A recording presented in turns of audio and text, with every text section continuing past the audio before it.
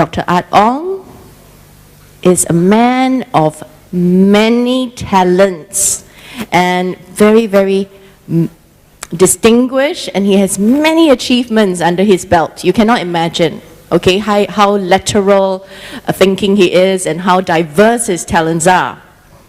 He was educated at Cambridge University, okay, and he not only has one, he not only has one PhD, he has two.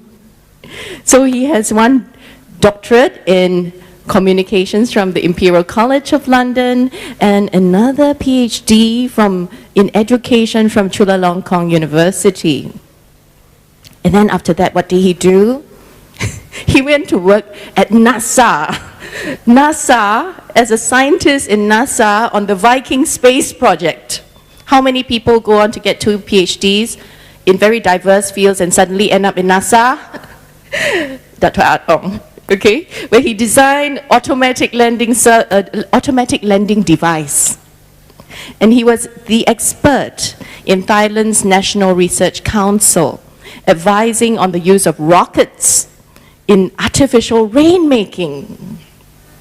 He has been involved as a lecturer, a researcher and administrator at universities and institutes in Thailand. And he has been honored as Thailand's top scientist for making useful inventions. He has been elected to the Thai Parliament and Senate and participated in various capacities in the field of education and science and technology. However, Dr. Art Ong's passion is not only to sit on all these prestigious boards. His passion has been in the teaching and propagation of human values. He has tirelessly trained teachers in human values education in many, many continents. And he has written books on various aspects of human values. He has been honored for his work countless number of times as a scientist and as a philosopher. And he has received many knighthoods in Thailand. So he's a knight also, okay? And today, Dr. Art Ong is the founder and director of the Satya Sai School in Thailand, a residential school. It's a very interesting school that is self-sufficient in food and in energy, where students follow a value-centered curriculum and live by ecologically friendly principles. The school aims to raise the consciousness of students so that they become economically productive human beings of good character with high standards of morality and ethics, active in alleviating social and environmental distress. Now he's my idol. Isn't it fantastic? Let's give him a very, very warm round of applause. Okay? Dr. Art Ong Jumsai Na Ayuda, a man who is eminently qualified to talk on today's topic, education for human values for a better world. Dr. Art Ong, please.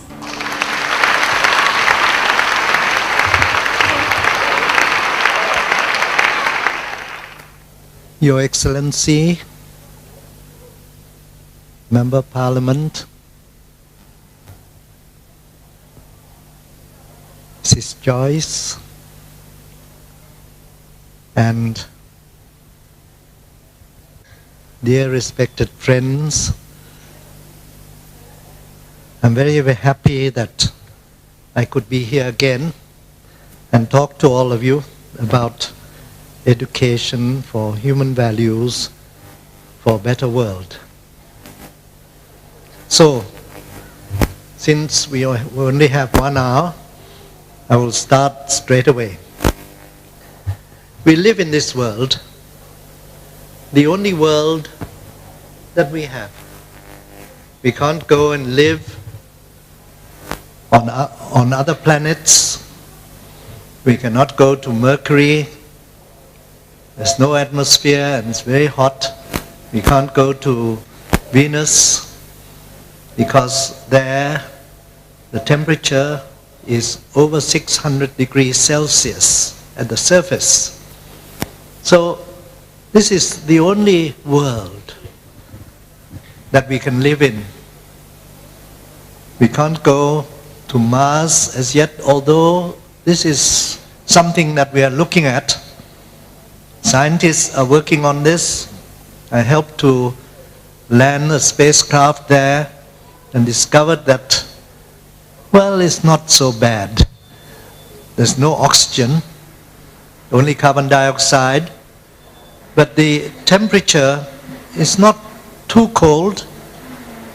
At the equator, it's minus 31 degrees Celsius.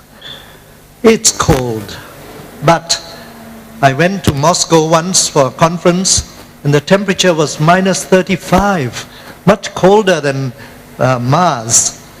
Of course, the North Pole, South Pole of Mars, you have a lot of ice that is from carbon dioxide becoming ice.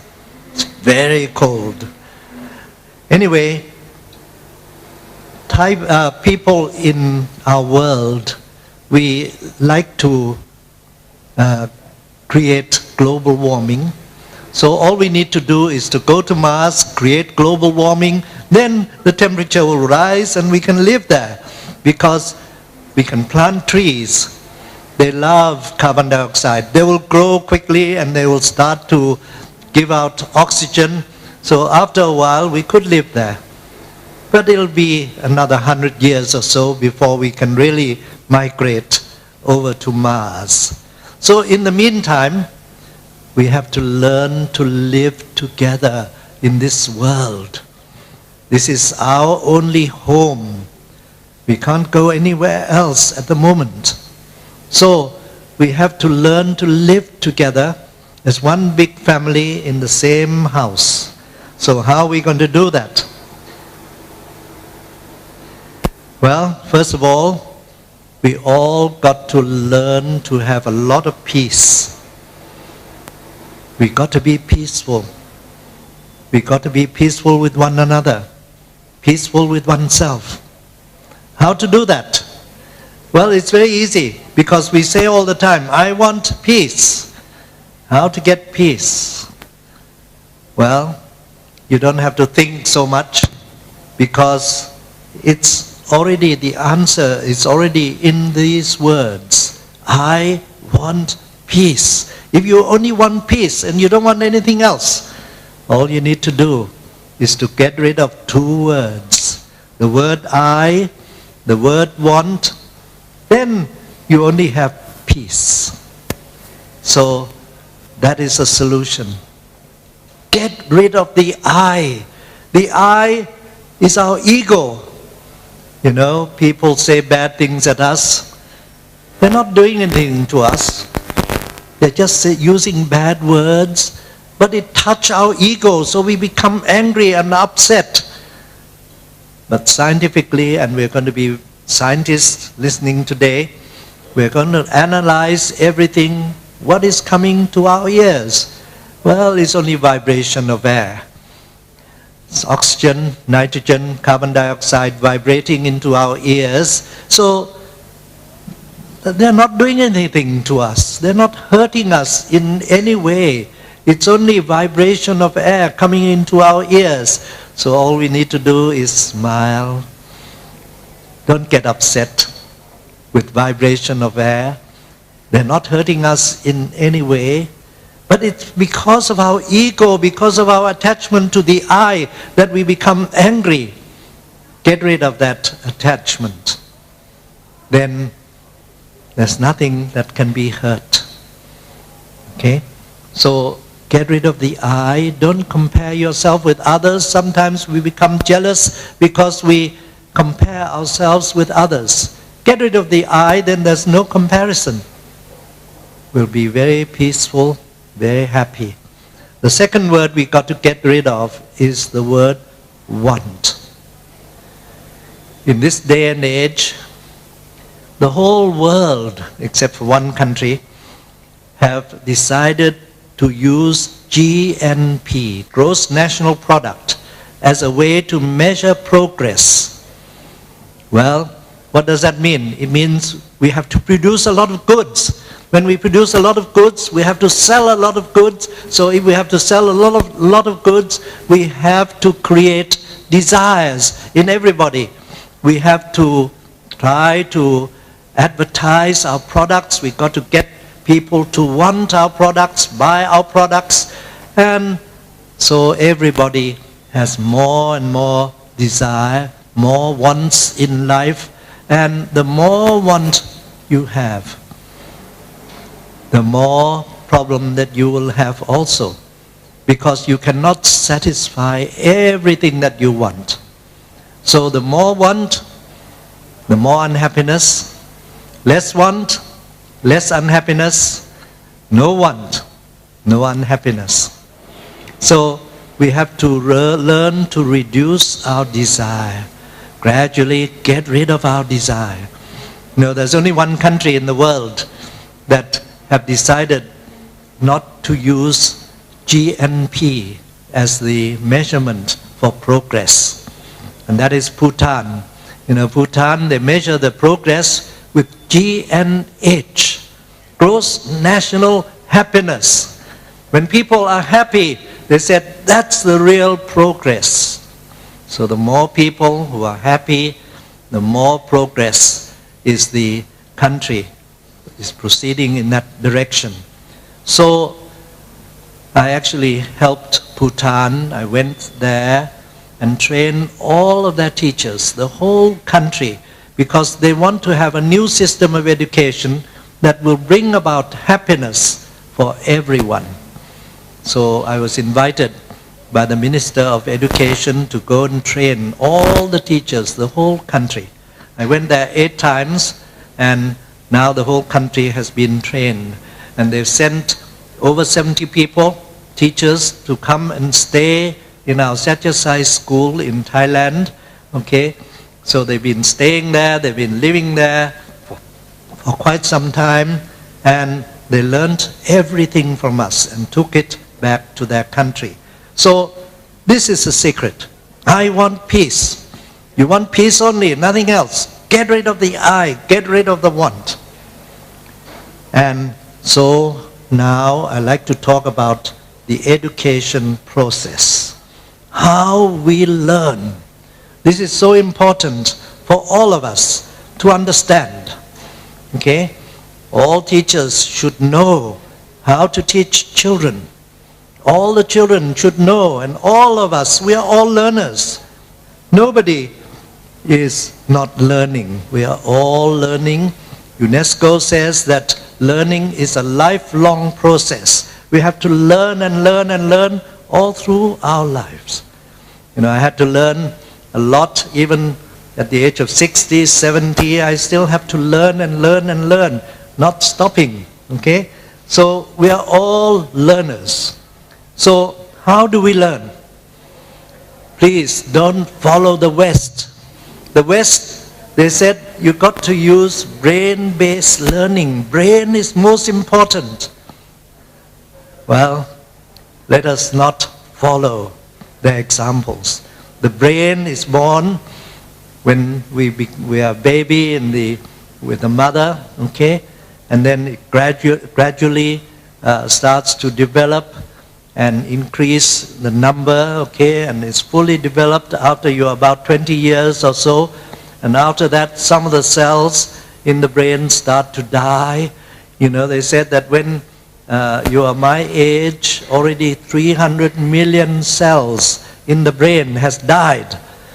Well, I'm not worried because all of us, we have over 100,000 million cells in the brain. So if 300 million should die, that's only a small percentage. So don't worry about it. I can still use my brain. I can still do everything. Okay? So we're all learners. I'm still learning at this age. Okay? Well over 70, I'm still learning and learning all the time. So let's see how we learn. Let us use the mind and not the brain. The mind is far more important than the brain. So let's start with the conscious mind. The conscious mind is where all understanding takes place. Okay, we have to use this conscious mind. And in order to learn, we have to have interaction with the outside world. We take in information from outside by using our 5 senses. Okay, so we use our ears to hear, our eyes to see, and so on. And at the same time, we store all the information in our subconscious mind. So the subconscious mind is very important. It is the part where we store everything. But it's far greater than the memory in a computer. Memory in the computer is limited, but our subconscious mind is unlimited. You can learn and learn and learn and put all the information in there. It's never lost. It has not gone anywhere. It's always there for us to retrieve. Okay, but we have to learn to retrieve it. Okay, in order to remember, you have to bring information from the subconscious to the conscious. And we'll see how we're going to do that. Okay, so the subconscious contains everything in our past. And you'll be surprised. There's so much information kept in there. So now, let us look at our 5 senses. You know, there was once a king who had 5 wives. Well, each wife would come along and demand something from the king. I want this, I saw something beautiful, I need it, I want it, you must give it to me. So the king, who is afraid of his wives, he has to comply with everything. But he finds no peace because he has 5 wives.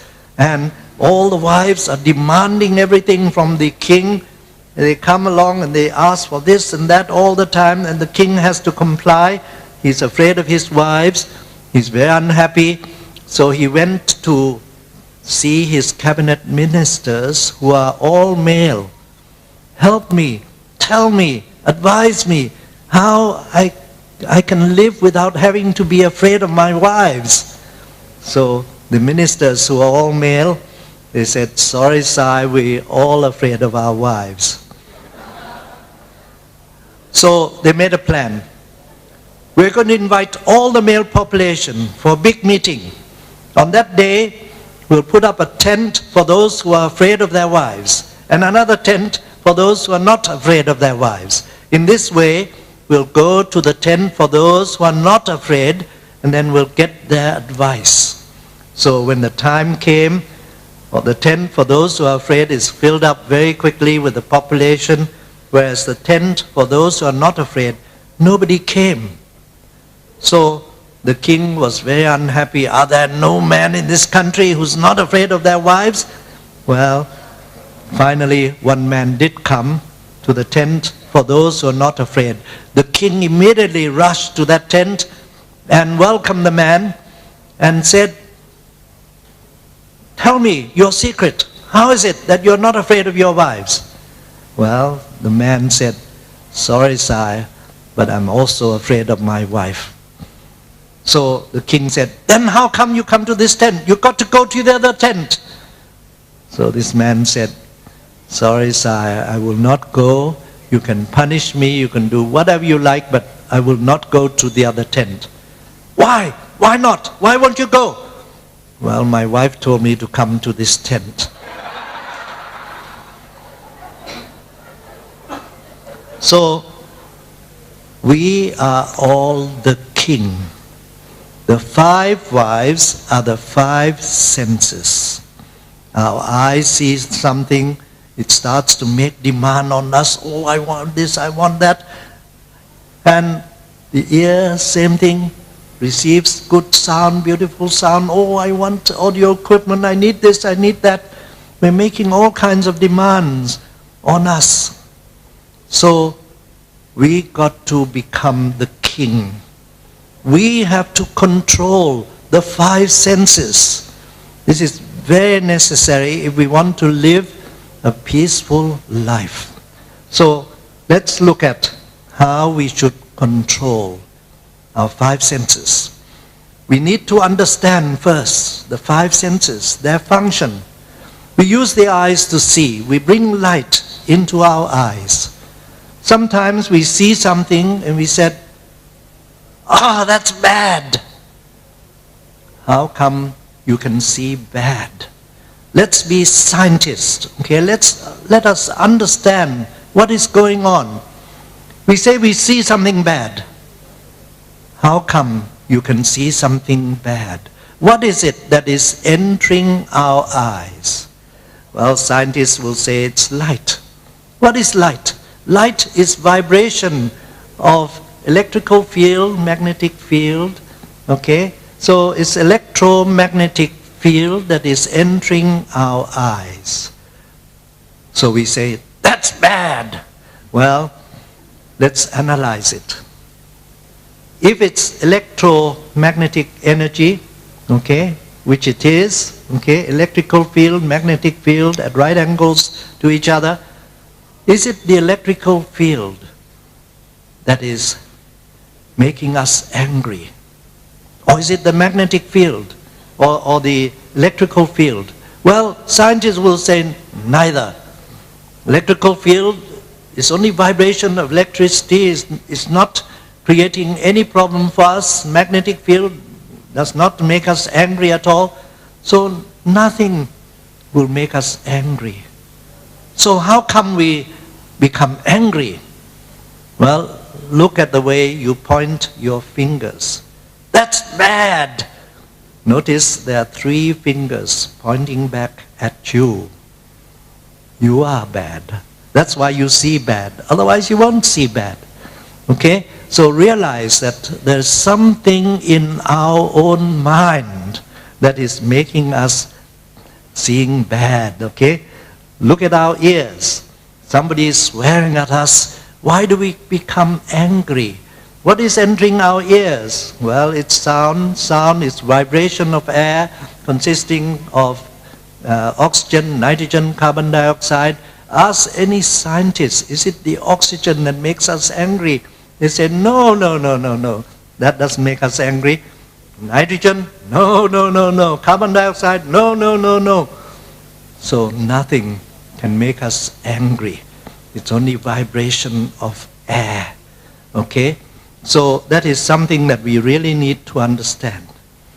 And we have to understand that it is the process that we use to interpret information.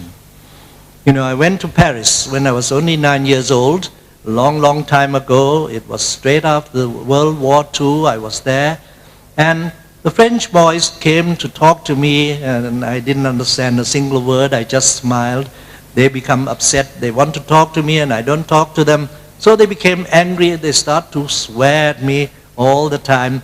And then I smiled and smiled because I did not understand a single word. I could not translate the meaning of those swear words. So nothing could upset me. But after 1 month, I started to understand that they were swearing at me. Then I became very upset. I became very angry, okay? Because I translated, I gave some meaning to those vibration of air. So this is the problem that we have. We translate information all the time. And how we translate? Well, we use information that we keep, that we have received previously, we store it in our subconscious, we draw that out and compare with what has come in. And we say, I understand, because we already stored something. Like in France, after 1 month, I was able to understand that these were swear words. So I could start to translate the meaning, give the meaning to the swear words. Then I became upset, I became angry with the French boys. I boxed them and taught them a lot of lessons using Thai kickboxing. They couldn't beat me at all. So this is very important. We translate information. So it depends on what we have put into our subconscious. Nowadays, our children, they see television programs. There's a lot of violence on television. And you have plays and you have all kinds of dramas full of action. And mostly they're negative action. Okay? So people watch all this, they put all this information into the subconscious. Then one day they bring it out, translate the meaning, give the meaning to whatever we hear, and they start to become violent. So you have to understand that our true enemies are now within all of us. Anger, lust, envy, greed, pride, hatred, attachment, fear and anxiety. It's all put into our subconscious. So if we really understand that everything, a child depends on what we have put into their subconscious. So now it's a job of the teachers, okay, to get children to think good, hear good, see good all the time. We bring in human values into everything we teach, okay, always helping children to think good things all the time, hear good things all the time. All this will then be put into the subconscious. It becomes a program within the child. Just as the computer, when we print something, immediately it will draw information from the subconscious in order to translate the meaning, okay? Then the computer understands if there's something similar, then it sends that to the screen of the computer, then we understand, okay? So it's the same process. We have to store information in our subconscious, which is our memory. We draw that information out to compare with whatever is sent to us. So it's necessary in schools, for our children, in our home, that we put in a lot of positive thinking, a lot of good actions, human values into everything that we teach. So parents are very necessary. Good parents are very necessary for children. Good teachers, very necessary, where we can integrate everything, put in values in everything that we teach all the time. Okay? Now, when we do this, children start to have positive thinking, and this is very important. We want the children to become a good person. We have to put in a lot of positive thoughts, positive information. So all the time when you teach mathematics, when you teach science, and we know that Singapore wants to really progress in many fields. So it's our job as a teacher, as parents, to integrate values into all subjects all the time. Okay? So for example, you have 32 divided by 8. What does that equal to? Well, normally in school we teach children to learn the multiplication table. 8 1 is 8, 8 2 is 16, 8 3 is 24, 8 4 is 32. So you get the answer. But the children will become clever only, but not filled with human values. We want them to be a good citizen. So as teachers, we got to integrate values into all subjects. Okay? So 32 divided by 8. Well, all we need to do is to put in values. So a child, daughter, with her mother, went to the market. The mother loves the daughter so much, she decided to buy 32 fruits for her child, favorite fruit for the child, 32 of them. And then she went back home. 7 of her friends came to see her. And she remembered, the child remembered, that the teacher has taught us to learn to share, to learn to give. So we're going to share the 32 fruit with our friends. So how many should we give to each person? The 7 friends and ourselves making 8 people. Okay, so we share the fruits amongst 8 people. So it says 32 divided by 8. But we already put in a lot of values. Oh, love of our mother. The mother is so great, giving us so many things. Oh, teacher, wonderful teachers, teaching us values. Oh, I'll do what the teachers have taught us. And we'll learn to give. We're going to give. We're going to divide the fruits into 8 portions and we'll give it to everybody. So it's 32 divided by 8. But we put in a lot of values. And that's what we have to do in all of our classes, okay? Whatever we teach, fill it with values, even negative things. For example, we talk about World War II. We have to teach the children about Hitler, how he killed the Jews. 6 million Jews were killed in gas chambers, okay? Well, the reason is because the Jews, they controlled the economy of the country. So Hitler decided to take a shortcut, kill them off, and then he can install the Germans to go and take their positions instead. So if you just teach history in this way, we are putting in ideas that we get rid of our opponent, kill them off, okay? Then we'll take over their positions. And that is very negative. We don't want to do that.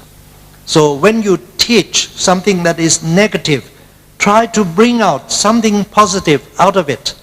So I get my children to think, if you were Hitler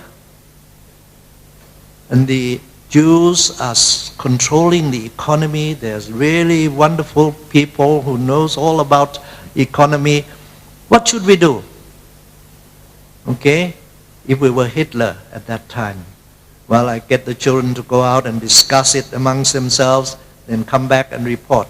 And they came back and they said, well, if the Jews are so clever, let's make them professors in the university. Then we'll go and learn from them and very quickly we'll absorb everything and we'll be very clever like the Jews very quickly.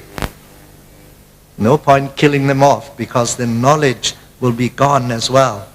Okay, so they came up with positive values. So don't teach just history. We got to get the children to think about it, whether it's good or not, whether it's worthwhile, whether it's, we have something to learn from it or not. So that's the way we should teach.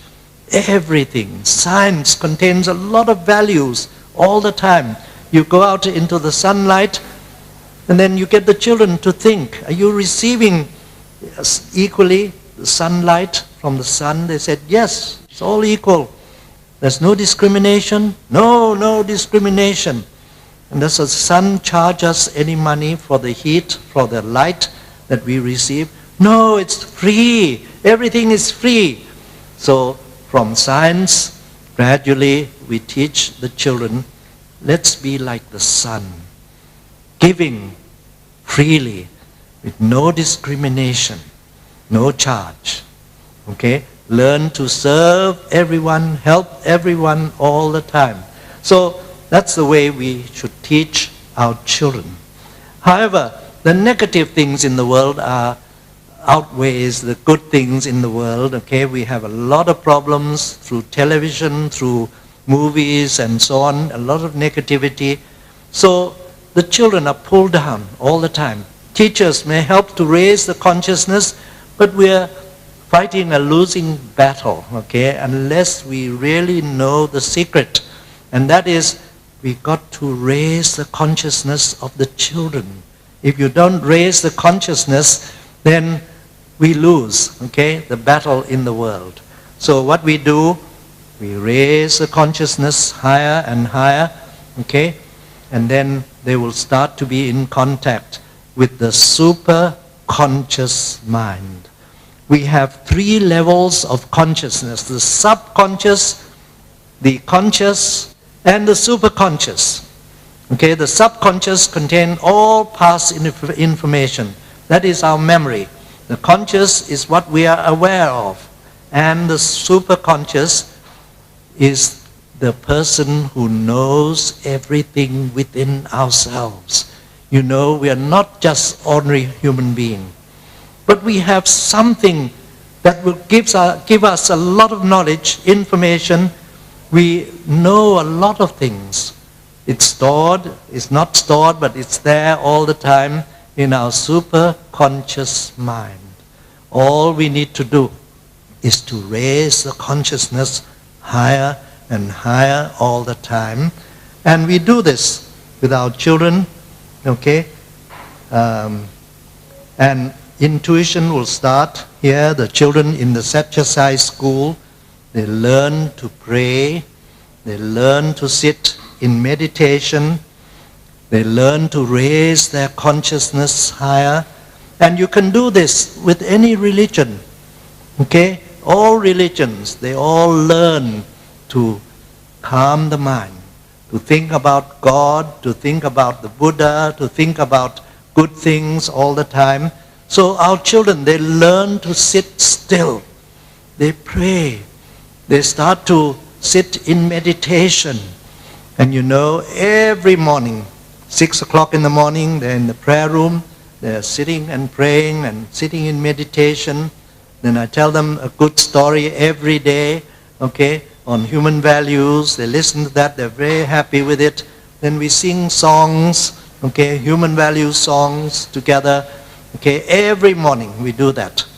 And every hour, on the hour, we start with some prayers and meditation, a short one, just 5 minutes. So they learn to practice every hour. And even before going to bed, they will have their own prayers and meditation in their dormitory. It's a boarding school, okay? So they learn to raise the consciousness higher and higher all the time. Little children and big children, they all learn this, learn to sit still, calm their mind down. And here is an experiment done at Berkeley campus of University of California, okay, by Abrams.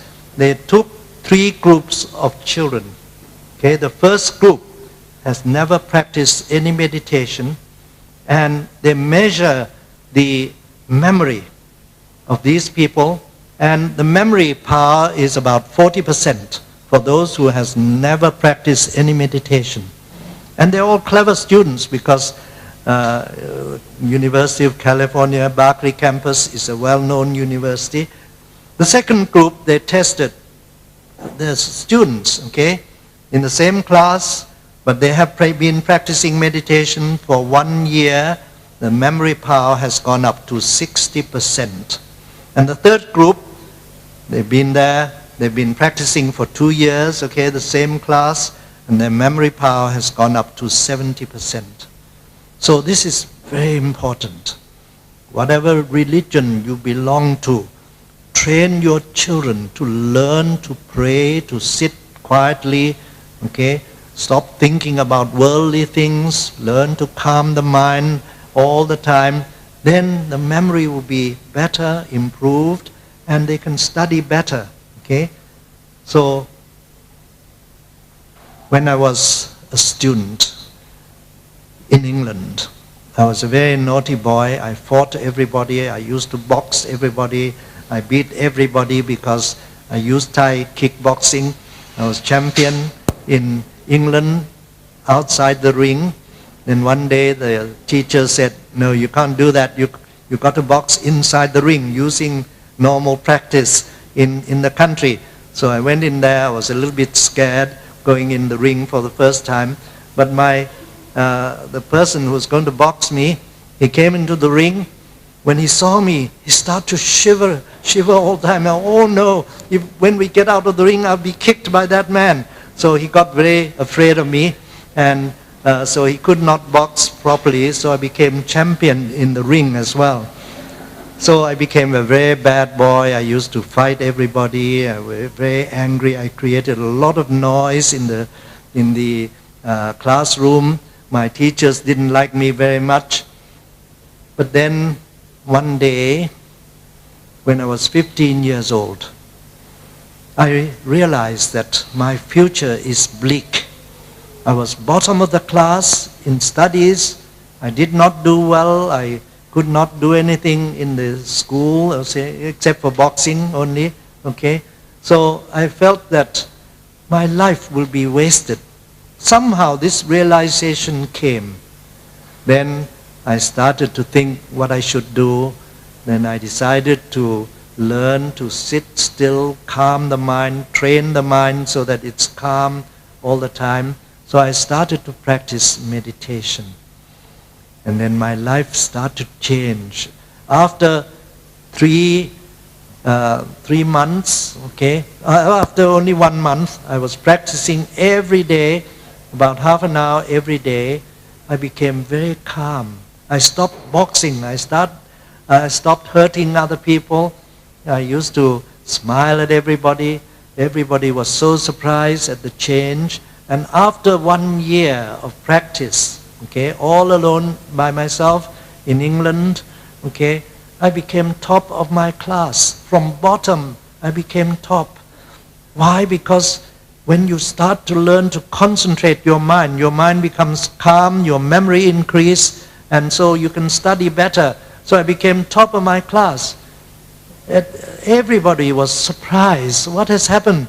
Okay, well, I continued to practice. I went into the best university, passed examination with very good marks. So I went into Cambridge, Trinity College, Cambridge, and after 2 years, I received my bachelor's degree and master's degree because they got me to do a little bit of research. I was to build a little machine that can go on land, travel on land. It can travel on the sea, on the river, in the fields and roads and so on, anywhere. At that time, there was no such machine. Okay, nobody has built this before. So I helped the professors to do some research and became successful. So they said, well, you know everything about engineering, you don't need to learn anymore. So they gave me a bachelor's degree after only 2 years of study. So I went on to London University, Imperial College of Science and Technology, and one day I was sitting in meditation. This picture came into my mind. And I realized this is an amplifier, microwave amplifier. I understood the theory behind it. I understood that nobody has built this before. So I built it, and it worked. So I wrote a big thesis, gave it to my professor. My professor was so angry. How come you do your thesis when I have not yet given you permission to do the thesis? So anyway, I said, please read it. So he read it, and he was so surprised. It's really a wonderful thesis. So I wrote it, and then I passed the exam very easily. So I got my PhD, the first PhD, using meditation. I was sitting in meditation, quietly in my mind, and suddenly this picture appeared. So you can see the effectiveness of meditation. You look at great scientists like Sir Isaac Newton. I was very lucky that I had a room when I was at Trinity College. I had a room right next to the room of Sir Isaac Newton. But he was there 300 years before me. Anyway, the rooms were built 500 years ago, so I was able to have a room right next to the room of Sir Isaac Newton. And Sir Isaac Newton, when he was a boy, he used to sit alone underneath an apple tree. He did not play like other boys. And when he went to university, he sat underneath an apple tree. Then one day an apple fell down. Suddenly he realized, oh, I understand. Then he understood the law of gravity, the law of motion, and so on. It became a great theory in physics that we all have to learn. Okay, so this is his greatness. He used to sit quietly underneath an apple tree, and he would discover new things all the time. So when I was at Cambridge, I used to go and sit underneath an apple tree. Okay, then I waited and waited and waited. No apple fell down. Anyway, I learned by using silent sitting as well. As much as Sir Isaac Newton, I learned many, many new things. Look at Albert Einstein. He did not study well at all when he was in school. Everybody gave up hope that he will be a good student, okay? So they all said, oh, he has no future at all. Well, he could not get into a university. He went to study at Berlin Technical College, okay? Could not get into university.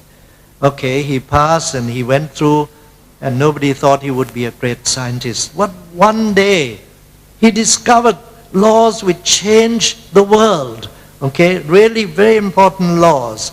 And he said to everybody how he came to discover new things. This is his words.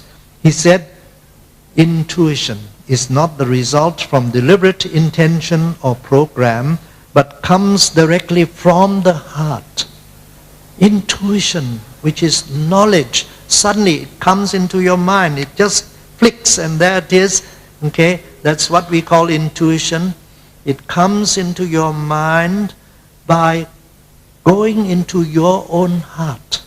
He said that intuition is not from direct intention or program, not through studies, but comes directly from his own heart. So this is very important, that we all learn to go into our own heart in silence. Then you start to get intuition, knowledge, wisdom. I helped to build this spacecraft. At that time I was professor at University, Chulalongkorn University in Bangkok, and every 2 years I would go to the United States just to find out the latest in science. So I went there to learn something and then come back and continue to teach at Chulalongkorn University. Well, I went there, they announced the project, the Viking spacecraft project.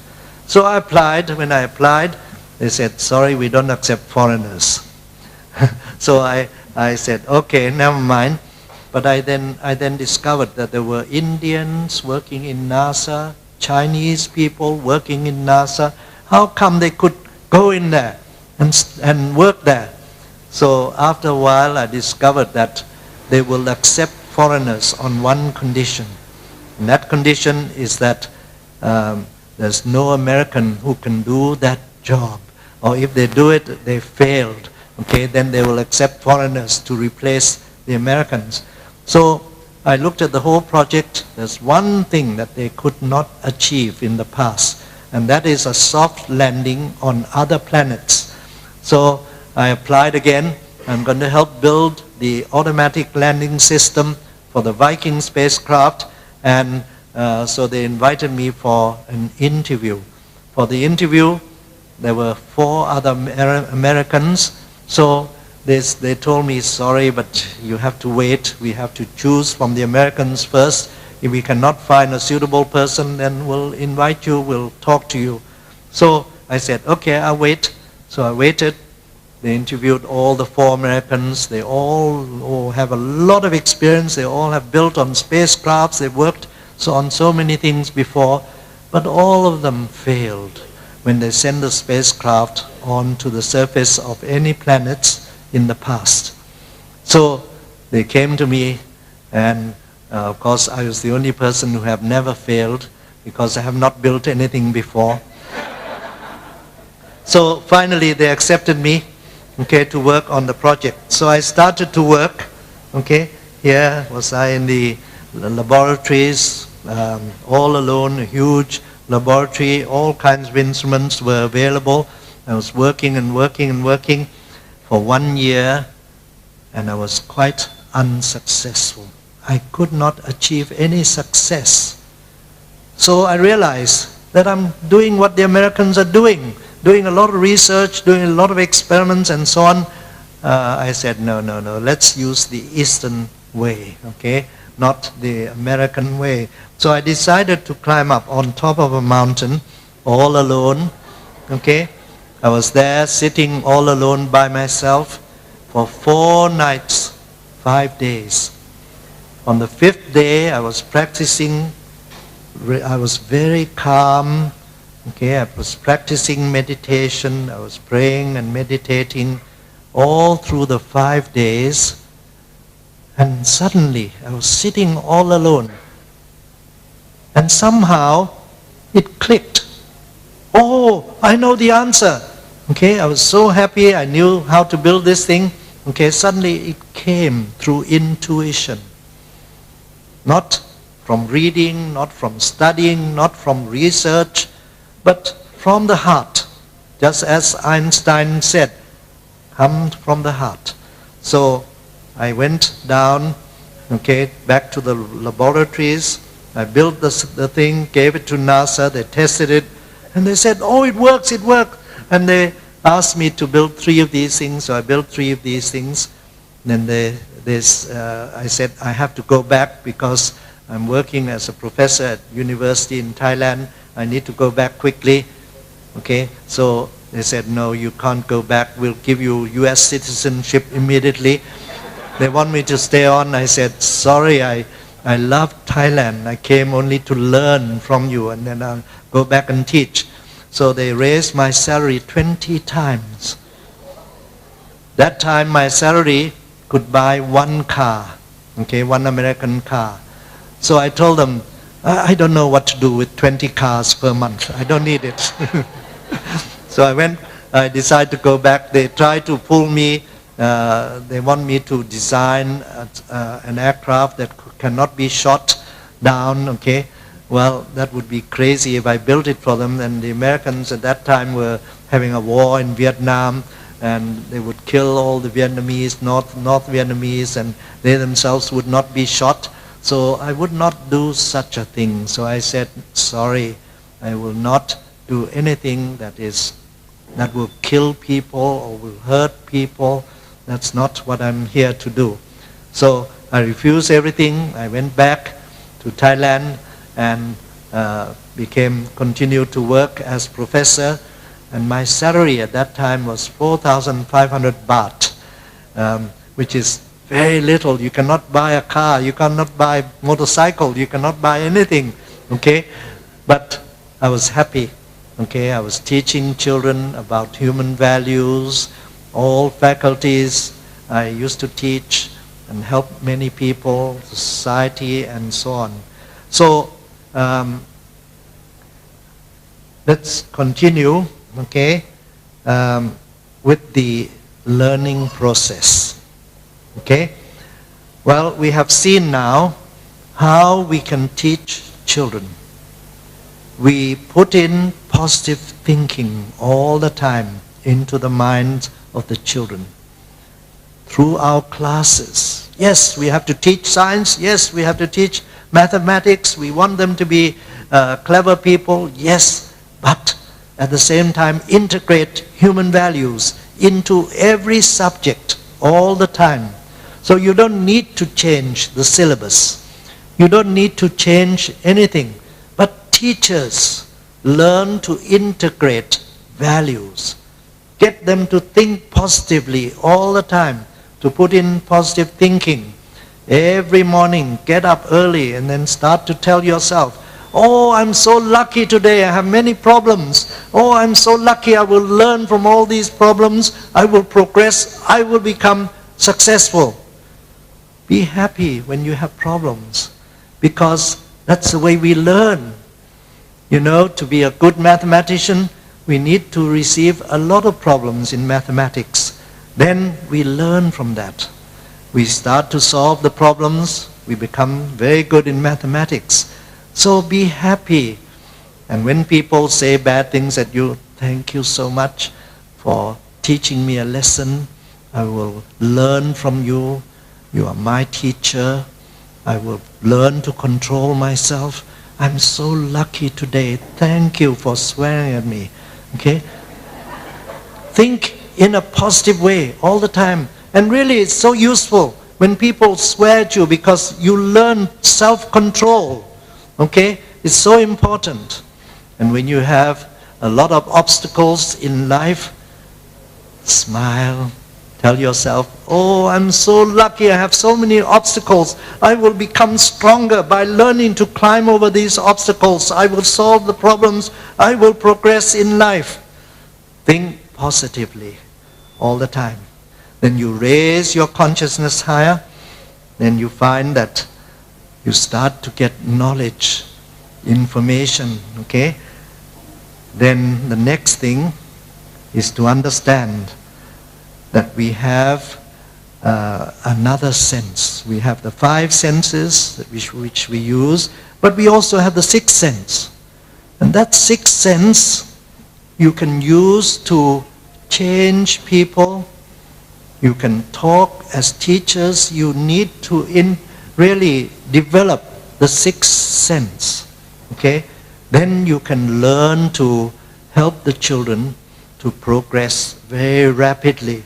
So using the 6th sense, you need to be a real teacher who practices what he teaches. We got to be the real model, okay? The model of whatever we teach. If we tell the children, don't smoke, and then you go behind the door and you go and smoke, you cannot be a teacher.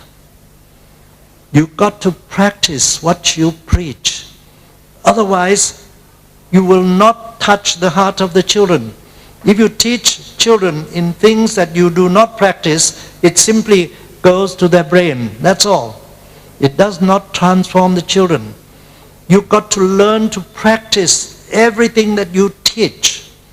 You've got to have the human values yourself. You've got to be the example. Then you touch their heart. Okay? So this is very important. And the way to touch the heart is through love. You've got to have a lot of love. You've got to be able to have a lot of compassion, because by so doing, you touch the heart of the children. Many people will be coming to visit our school in Thailand in the very near future, and you'll see how loving teachers have to be. And when we love the children love us. All the children, when I walk around, they'll rush to me, they'll embrace me, they said, oh, I love you, teacher. They'll tell me that. And you see that because it's the whole school is full of love. It's very important. So with love and compassion, automatically all of our actions will become right conduct, another value in life. And when you have love and compassion, then you start to have peace. You find a lot of peace. That's another value, very important value. And you raise your consciousness higher. You start to discover the truth about everything.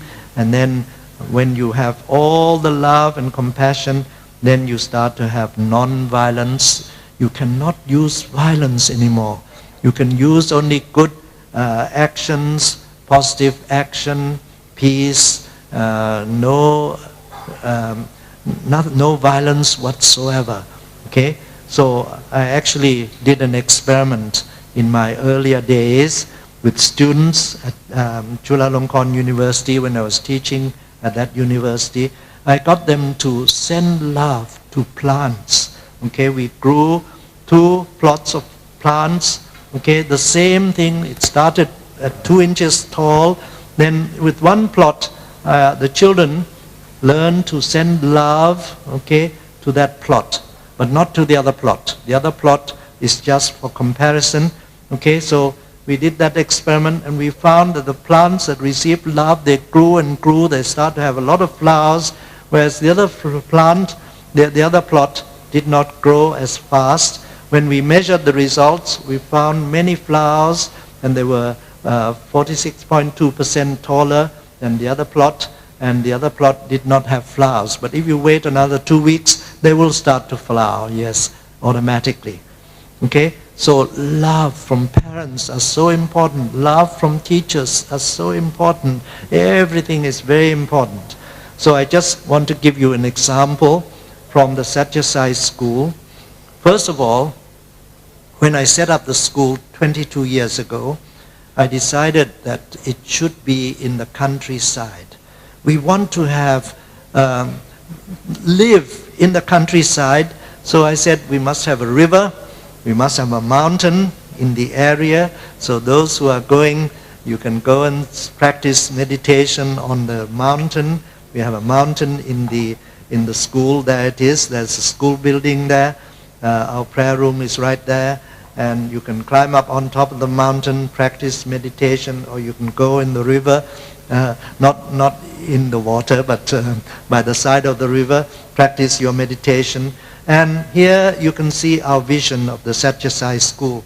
Create good people above everything else. We don't care about academic. I mean, the government, they tell us what to teach. So yes, we teach according to what they have told us to do. We have to believe in the government. But then we create goodness from these children all the time. Okay? And the good people, the meaning is simply the emergence of the 5 human values in their lives. Love, peace, truth, right conduct, non-violence. Okay? These 5 values should be part of education. So here are the 5 values. Okay? Peace, love, right conduct, truth, and non-violence. And we become a model school now. People come by the thousands every month to visit our school. They come and see how we teach. So we are hoping that most of you will be able to come to our school, see how they are taught, okay? And they're full of peace and full of love. There's no quarreling, no fighting in the school. They solve every problem amongst themselves peacefully all the time. Here the guests, so many people come and visit our school. So we could not take the burden of accepting all the guests. So we have to limit it to 2,000 guests per month. We cannot take more than that. So you have to queue up, but you already queued up for September. Okay, you already told us that you're going to come. So that's fine, no problem. Here are the guests, and we get them to meet our children, talk to our children. They see the way we teach children, the guests, and you know, we learn to be self-sustainable all the time. We grow our own rice, okay? We produce over 30 tons of rice per year, all organic farming, no pesticides, no nothing, no chemicals, okay? So we grow our own rice. 30 tons is enough for what we need in the school for all the children, 360 children and 50 teachers and 50 staff, so 460 people in the school eating, and we need to feed everybody. We go out and grow. I have to lead the way, okay, so that all the children, they all go and grow their rice in the paddy fields, and then they also harvest. You know, the children are always happy, smiling all the time. We grow all kinds of vegetables, because we are all vegetarian there. We don't eat meat, so we can grow our own vegetables, all organic farming, okay? So all kinds of vegetables are available, and we produce a lot of it. We use a lot of land to grow all types of vegetables, and in order to help the surrounding, okay, I told all the teachers, use bicycles. No cars. Of course, they need to go long distance, then they have to use cars. But in the school, they got to use bicycles, okay? And we become strong. And we produce our own biodiesel. All our school cars, our vans, we have water pumping system, all use biodiesel, okay? Including the tractor, because we need a tractor for our big farm. So it's all produced from vegetable oil, used vegetable oil, okay? We collect all this from various hotels in Bangkok. They donate it to us, so it's free. We produce it, so there's no cost and so on, okay? Here are the biodiesel. We have our own solar roof, okay, using photovoltaic cells or solar cells. We have windmills to produce electricity. Okay, we produce all this ourselves, so we try to be self-dependent on everything, okay, in the school. Here the children, they build their own windmills and so on, okay. We use natural method for drying food, because we dry our bananas. Sometimes we have excess of food, so we dry them, okay. And we use a greenhouse, okay. The sun goes into the greenhouse. The inside is very hot, okay, about over 70 degrees Celsius. And we can dry bananas, we can dry everything, keep it. We have a hot water system, but we don't use much hot water because it's already very hot. But we have exercising machine, okay. As you exercise, you can produce electricity, okay. There's a little motor. You can see the motor in front in the machine there, and the back on the other machine. Here the teachers, they're getting a little bit fat, so they have to do more and more exercise. And when they exercise, they turn a motor, a generator, and we produce electricity from the exercising, okay. So here the children, they build their own bicycles. They turn the motor or dynamo at the back, and they produce electricity, and we charge batteries, and we use the electricity at night time for our lighting. So we have a lot of these exercising machine built ourselves. Here is a little solar cell which we turn a little motor, and we drop water onto a disc which rotates, and we produce a mist, and that will cool down the surrounding. We produce our own biogas, okay. Nothing is wasted from the school. When you throw away food and so on, okay, well, you don't waste it. We go and use some fermentation process, produce biogas, and that biogas is then used for cooking and so on. We can reuse it again, okay. So nothing is wasted. And because our school, we don't collect any fees. Everything is free education, okay. We want to teach children to learn self-sacrifice. And if we charge them a lot of money to learn that, they won't learn, okay, because we don't give free, so why should they give free? So we have to give free education. We give it to them free of charge, okay. Parents don't have to pay any fees for their education. So they learn to give freely all the time. Now, because we don't charge any money, we don't have any money, okay. So what do? Well, we have to learn to be self-sufficient in every way, and at the same time, we reduce carbon dioxide in the atmosphere, cool the place down, and in our case, we decided to build a solar farm.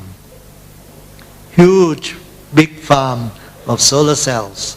Produce electricity, and we sell this electricity to the electricity generation board, okay, and we get money from it. We earn a lot of money from the solar cells here, and we are using solar cells produced in Singapore, okay. REC, a big company there, we buy it from them. They use Norwegian technology, produced in Singapore, and we use it for our school, okay. And we are going to earn quite a bit of money. It's now in production, started to produce electricity now, and it's beginning to have some income, but we owe a lot of money because there's a lot of investment to the banks, so we give it to the bank first, then after 5 years or so it becomes our own profit, okay, which will help to run the school for 50 more years from now, so I can go and rest after that, okay. So this is the school, some parts of the school. There's a river, there's a water system. Here we produce our own drinking water, we produce our own tap water, okay, all the time, and we have a wastewater treatment. Here we use EM as well, you know, where we have EM balls, we throw it in there and clean up the water at the same time. But it's beautiful, everything is beautiful.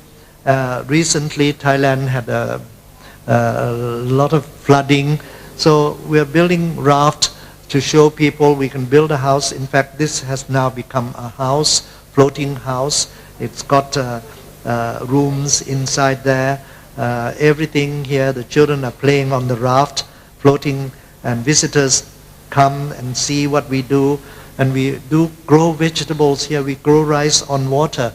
You don't need to water the thing. It takes the water from underneath. So we already harvested quite a bit of rice growing on water. You don't have to take care of it. We grow all kinds of vegetables. If we have something that can float, okay, then we make some holes, then we can grow vegetables on the water. So we teach people to learn to be self-dependent. And very quickly, I just want to say that we are all vegetarians in the school. Why? Well, if you look at all the famous vegetarians, many of them, okay, like I can't see everything, Albert Einstein, Pythagoras, Charles Darwin, Isaac Newton, Leonardo da Vinci, Benjamin Franklin, you have great people like Mahatma Gandhi. They're all vegetarian. Famous scientists are vegetarian, okay? So if you look at the difference between a carnivore and a herbivore, here's a carnivore, they eat animals, okay?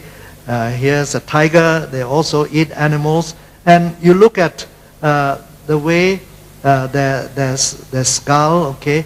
They have very sharp teeth because they need to bite and kill other animals.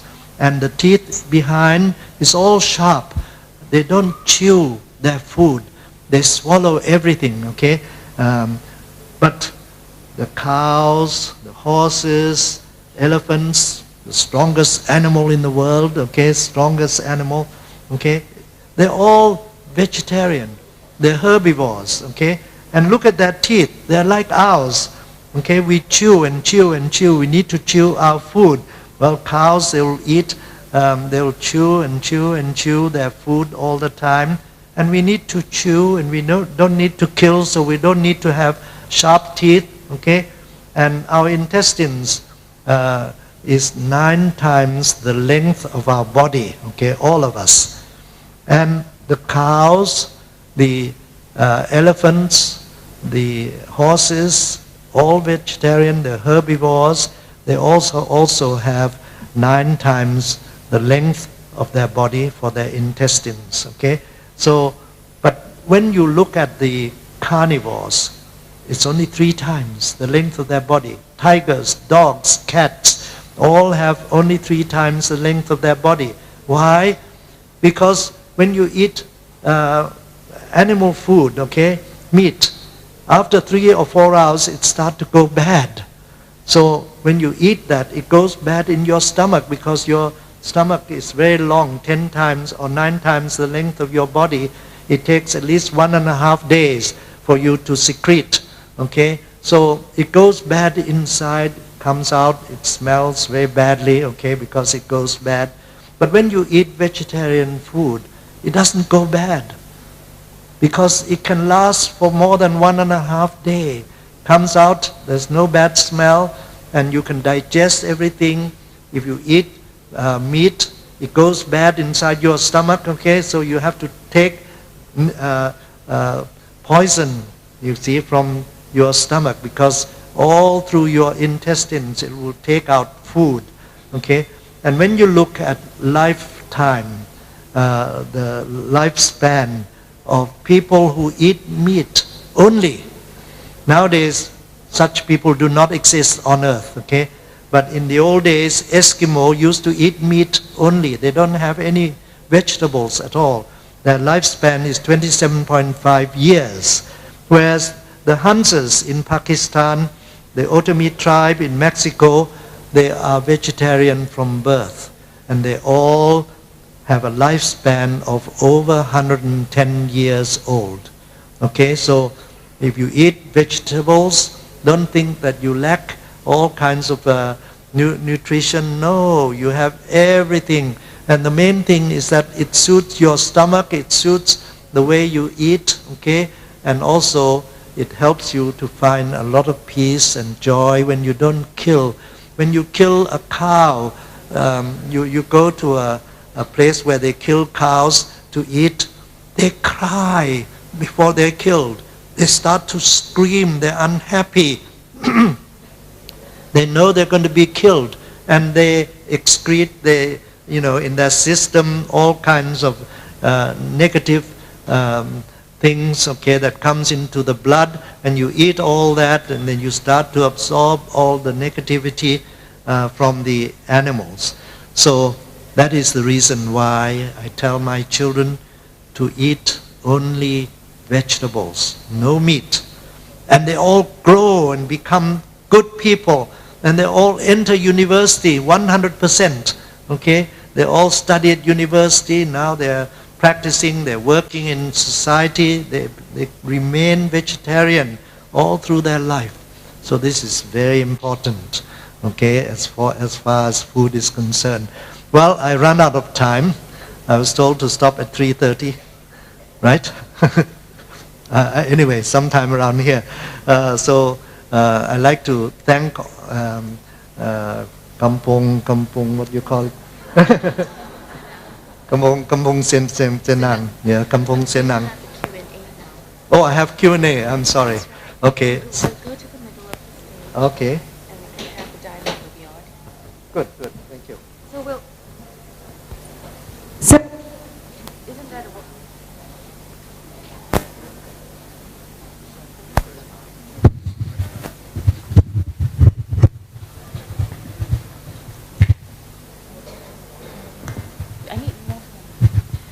So don't you think that was a fantastic talk? Yes. Thank you.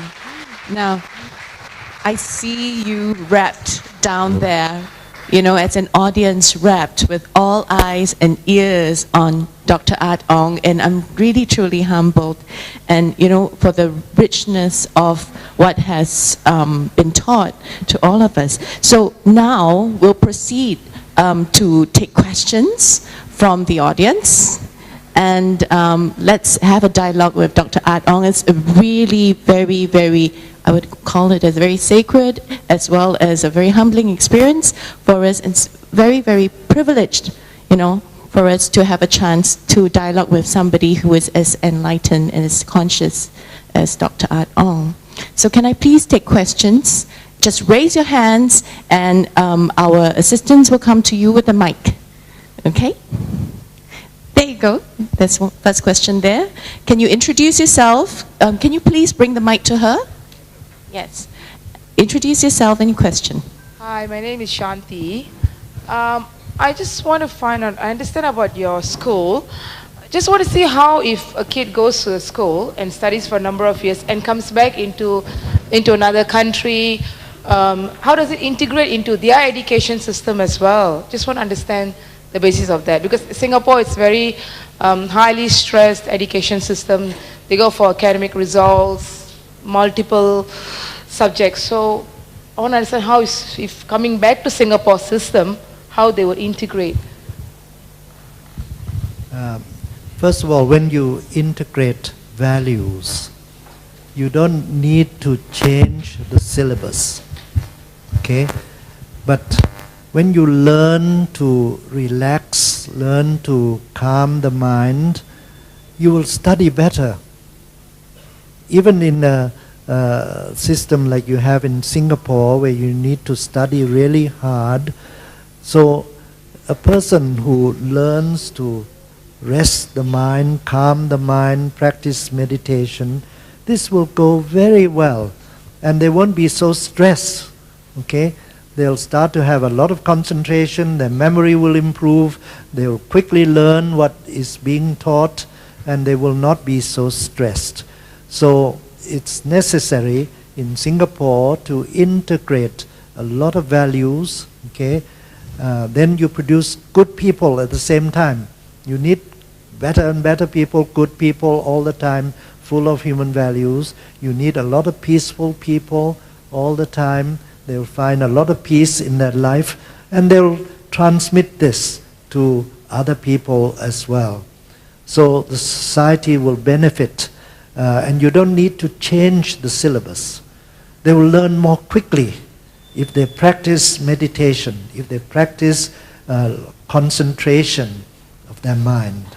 Okay, so no need to send your children to Thailand to study. It's going to be difficult anyway because we use Thai language. You need to learn Thai language as well. But the government has to bring in human values into the education. Okay, then everything will go smoothly. Is there another question? Before another question emerges, you might be very keen to know and very happy to know that Kampong Senang actually runs a Waldorf school for very young children, as young as 2 years old, all the way up to kindergarten age, and emphasizing values education. We'll tell you more about that later. Now, can I take another question? This is really a chance of a lifetime. Yes. Hi, my name is Yahui. I'm a teacher in a primary school. I'd just like to find out, you spoke about raising the consciousness of young children. How can we go about doing that? How do we raise the consciousness? Well, I gave you the diagram of the learning process. Okay, everything that they see around them, get them to analyze if they can find something good in all these things. And everything is good. Okay, nature is good.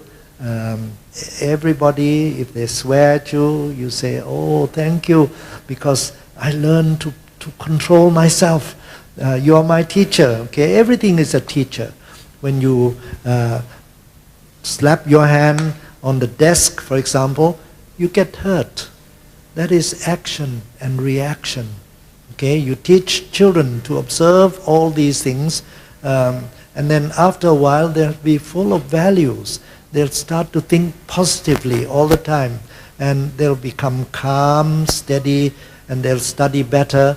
Yes, if you can put in some silent sitting, learning to learn to sit silently, quietly, in meditation, then you start to train the mind and become calm. Then everything becomes easier. You know, I was a bad student, but when I practiced meditation, I became a very good student. And I learned a lot very quickly, very fast.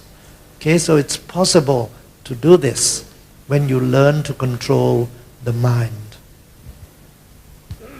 Yes, what a fabulous answer. And can we take another question? We still have about 10 minutes. Yes, please. Gentleman over there.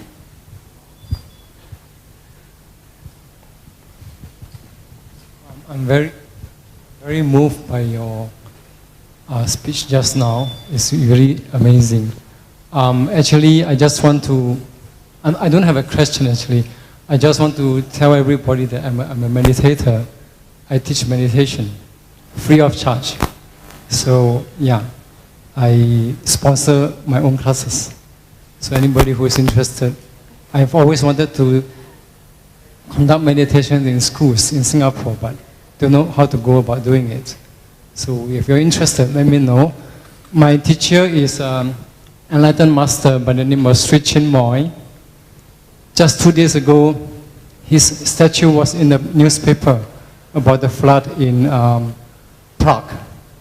So there was a statue and he was it was flooded. So that was my teacher, Sri Chinmoy. He teaches meditation at the United Nations for 37 years. And I learned meditation with him for 24 years. And I give meditation free of charge. So if you're interested, just let me know. My name is Yap Thiam Beng. Yeah, that's all I want to say. Thank you, Mr. Yap, for your generous offering. Yes, that's the spirit that I'm sure Dr. Art Ong wants to inspire in all of us. The spirit of self-sacrifice, right? May I have another question? Yes, please, George.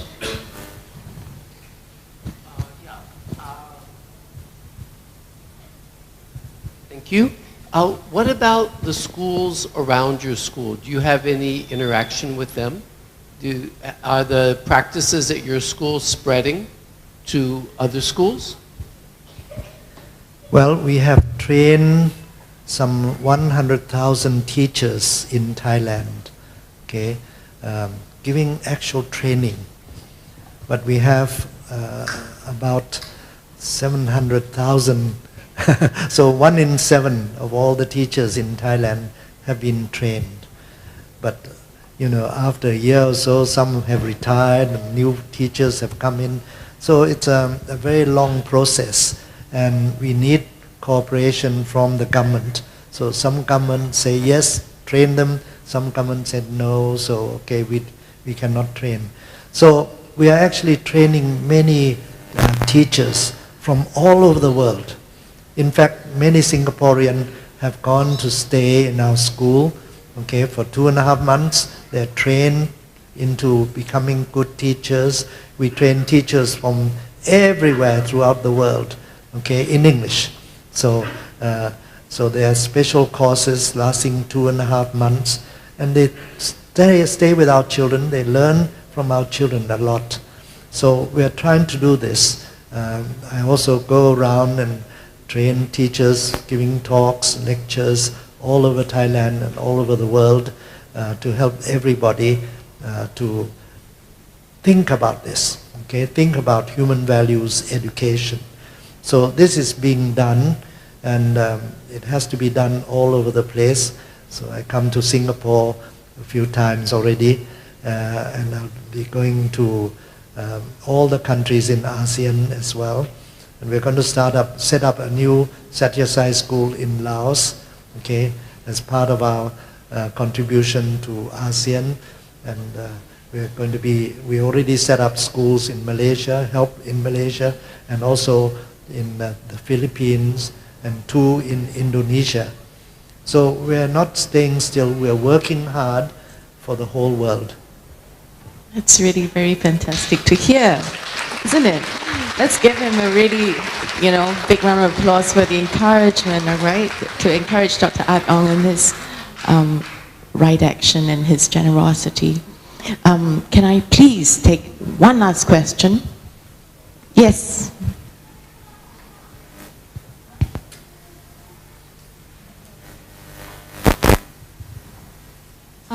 Dr. At Ong, thank you for your sharing. I just want to ask you, do you have any experience with kids who are special needs, like ADHD or autism or Down syndrome, and the various categories of kids? In our school, we don't select children. Children we can teach. But we have to have some kind of selection because we have about 700 applicants every year, and we can only accept 30 children. So 30 from 700. So we do need to have some selection. So since we feel that children can be taught, we don't select children, but parents are difficult to teach, so we have to select parents. Parents come for an examination. The children, they also come and they play around. They're so happy, they don't have to take a test. But parents are very serious, Anyway, we do that. So the result is that because we don't select children, some of them have a lot of problems, okay? But after some time, for example, one child, you cannot teach that child at all. What do you call it? Where she just doesn't have any concentration. Okay, you mentioned autistic child. Yes, autism. So a child has autism. He came to our school. At first we cannot teach We cannot teach anything. The mind is not with the teacher, not with herself or himself, but thinking about something else. So after a while, I have to have one teacher for one child. And that makes it very difficult because we don't have so many teachers. But we learned a lot by accepting this child. That this child, even though he has autism, yet the subject that he likes, he will have that concentration. Well, we discovered that he likes to eat only one thing, okay, and that is instant noodle. We cannot give anything else. You know, we cannot give him vegetables, we cannot give anything. He won't eat. And he'll just remain hungry all the time, you know.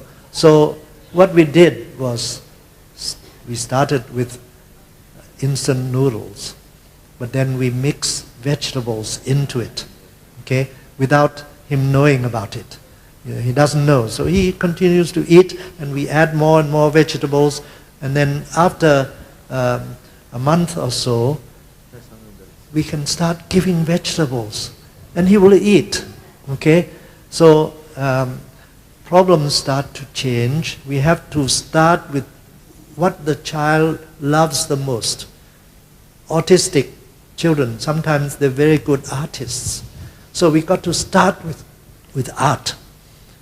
Get them to be interested in that, and then gradually we work with them by integrating new things and help them to learn more and more. After 1 year, he became a normal child, okay, through this practice. It's a lot of work, one teacher for one child, okay. So yes, we do accept children, but not so many. We cannot afford to concentrate on children who have problems.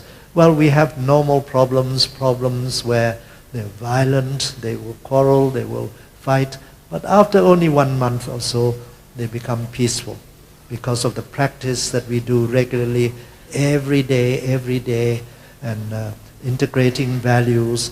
So children with problems like that, we can help, and we find that after only 1 month, they become very peaceful. They change completely. Aggressiveness will disappear, and instead you start to have human values. Okay, we have not taken cases where they have a lot of difficulties as yet. Okay, so that we have not done, but we are willing to take 1 or 2, no more than that. Okay, every year, and we do have attention deficit children. We have problems like that, but we train them. Okay, after a while, they become more and more normal person, and they can study quite well. Okay, so that's the way we do. We are not expert in this. We're still learning. Thank you, Dr. Art.